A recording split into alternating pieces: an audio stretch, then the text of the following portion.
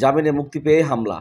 খাগড়াছড়ির মানিকছড়ি উপজেলার বিএনপির সহসভাপতি শাহ আলম গুরুতর আহত, চট্টগ্রাম মেডিকেল কলেজ হাসপাতালে প্রেরণ। বিস্তারিত জিএসটি বাংলা টিভিতে। জামিনে মুক্তি পাওয়ার একদিন পরেই সন্ত্রাসী ফারুক ও কামরুলের ছুরিকাঘাতে গুরুতর আহত হয়েছে খাগড়াছড়ি জেলার মানিকছড়ি উপজেলা বিএনপির সহসভাপতি মোহাম্মদ শাহ আলম মোল্লা। আশঙ্কাজনক অবস্থায় তাকে চট্টগ্রাম মেডিকেল কলেজ হাসপাতালে পাঠানো হয়েছে। বিষয়টি নিশ্চিত করেছেন মানিকছড়ি থানার ভারপ্রাপ্ত কর্মকর্তা মাহমুদুল হাসান। শনিবার রাতে মানিকছড়ি উপজেলার তিনটর ইউনিয়নের বড়ডলু মুসলিমপাড়া এলাকায় এই ঘটনা ঘটে।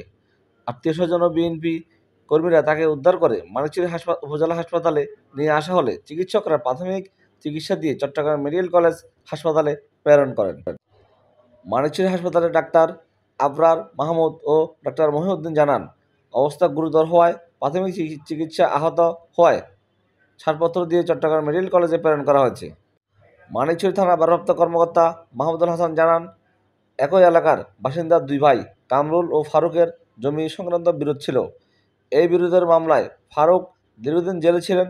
গত বৃহস্পতিবার ফারুক জামিনে জেল থেকে বের হয়েই দুই ভাই মিলে এই ঘটনা ঘটেছে বলে প্রাথমিকভাবে জানা গেছে।